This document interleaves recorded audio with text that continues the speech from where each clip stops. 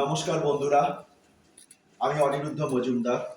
Welcome to my channel art interpretation and symbology.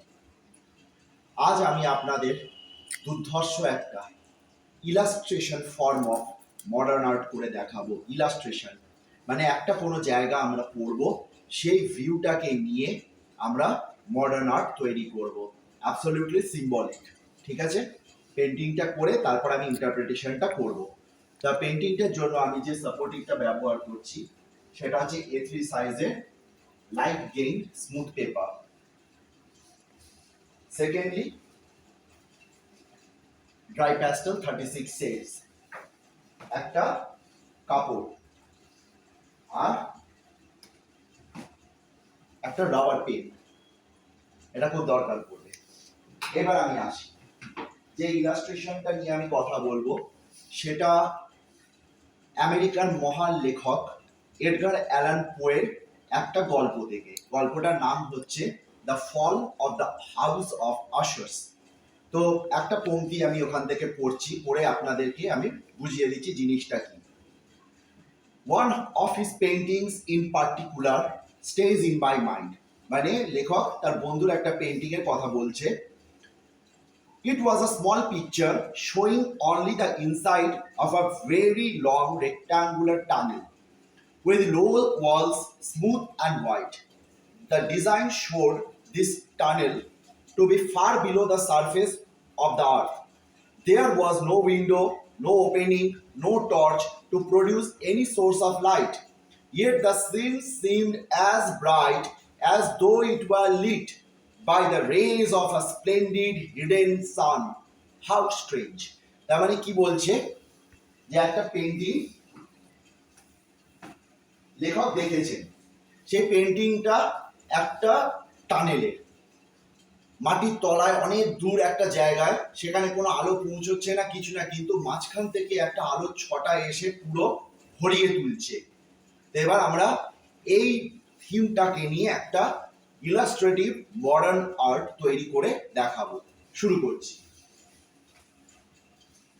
সবার প্রথম সেই ভিজুয়ালাইজেশনটা নিই, the splendid hidden sun, how strange.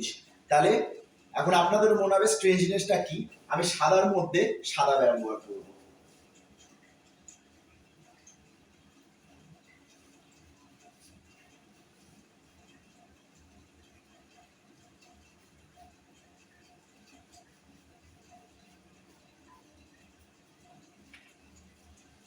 Next, এবার আমরা ব্যবহার করব মিডিয়াম ইয়েলো।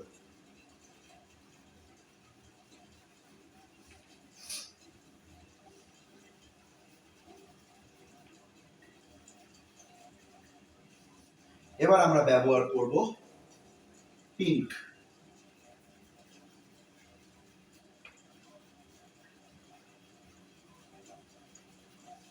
এইবার একটু স্মাচ করব।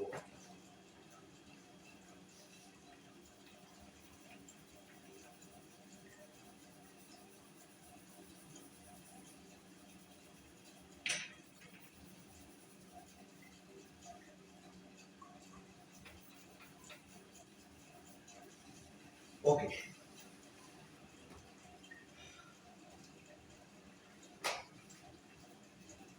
নেক্সট এবার আমরা আসবো তার বাহির আকৃতিটার দিকে। তো নেব আমরা ইয়েলো অকার।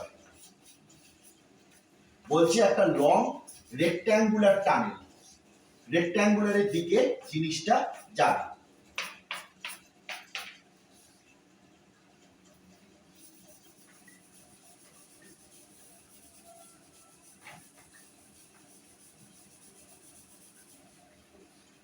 নেক্সট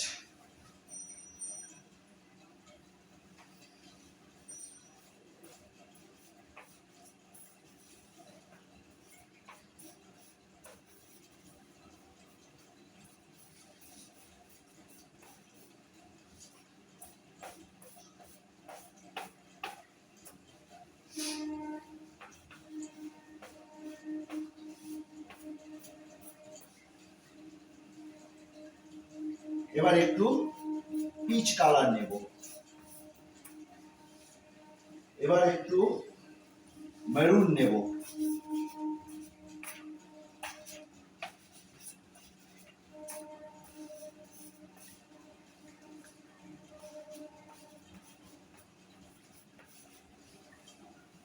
এবার একটু ব্রাউন নেব।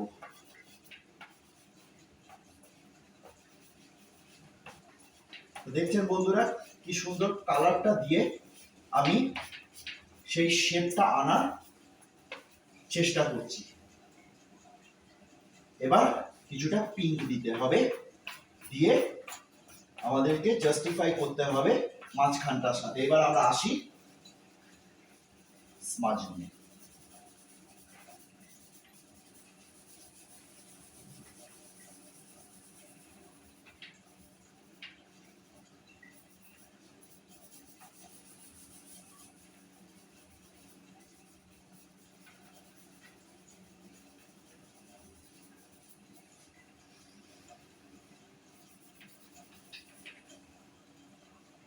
এবার ঠিক এই বাইরের জায়গাগুলো আমাকে ভরাট করতে হবে।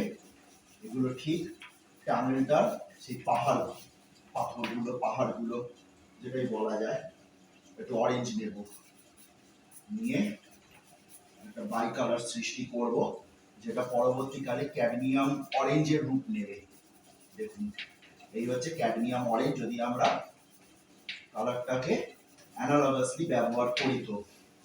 নেক্সট, এবার এতটা আমাদের তৈরি হয়ে গেছে যেন মনে হচ্ছে একটা টানেলের ভেতর, কিন্তু এখনো আমাদেরকে দেখানো হয়নি পাথরের কাজগুলো। পাথর এখান থেকে যদি আমরা পার্সপেক্টিভলি টানি, এখান থেকে আমরা তার ফোরগ্রাউন্ডটাকে দেখতে পাবো। এই হচ্ছে ফোরগ্রাউন্ডটার কোয়ালিটি। এবার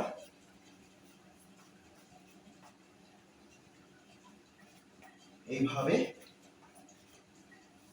এতটা রাখা হলো। আবার সেই স্মাচ করে এই জিওলজিক্যাল ফরমেশনটা আমাদের একটা এজ দেবে।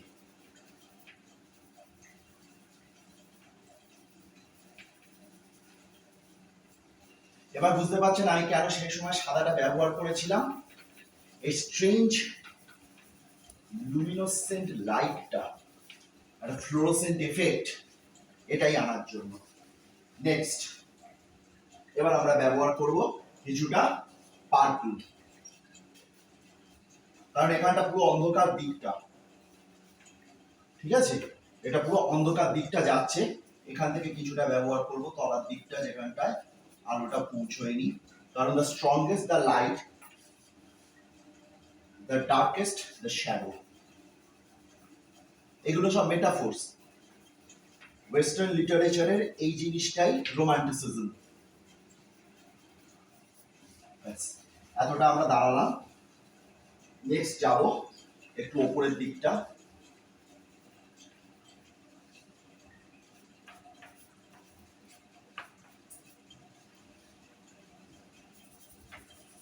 ব্যাস,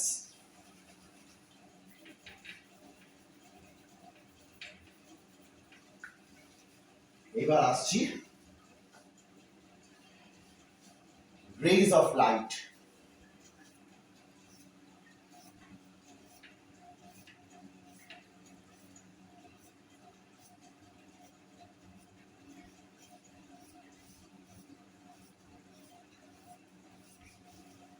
এটা সেই রাবারটা দিয়ে আমি স্মাজিং করছি, মানে একটা স্ট্রেঞ্জ আলো ভেতর থেকে ঠিকরে বেরোচ্ছে। এই ভিজুয়ালাইজেশনটা আমি আনার চেষ্টা করলাম, কিন্তু এতেও কমপ্লিট হয়নি। এবার আমি একটু ভার্মিলিয়ন ব্যবহার করব এই দুটো কালারের সন্ধির জন্য, কারণ এই সন্ধিটা একটা পিকুলিয়ার ব্রাউন আর তার লাইটসকে ক্রিয়েট করে দেবে।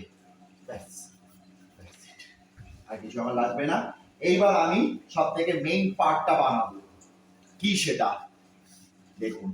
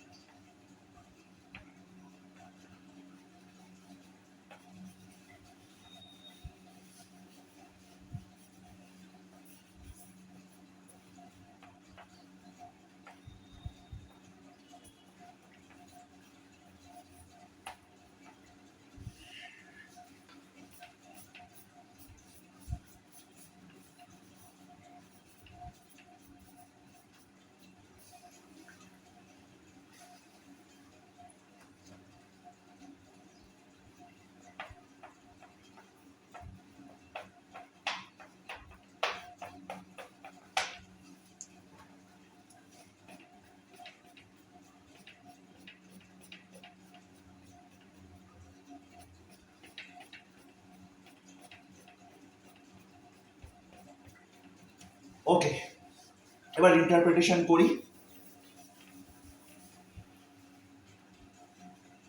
এডগার অ্যালান পো নিজেই বলেছে দ্য পাস্ট অ্যাট্রাক্টস মি। দেখুন কিরকম স্বর্ণ টাইপের সেই জিনিসটা রয়েছে, তা অতীত তাকে অ্যাট্রাক্ট করছে।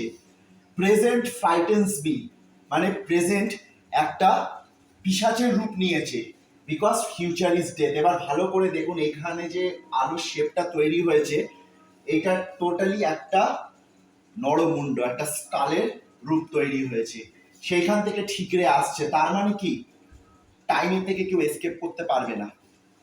Time will engulf anyone who will come in between their path. এইটা হচ্ছে কি, সময় মাঝখানে যে আসবে তাকেই সে গিলে খেয়ে নেবে। Absolute Gothic philosophy.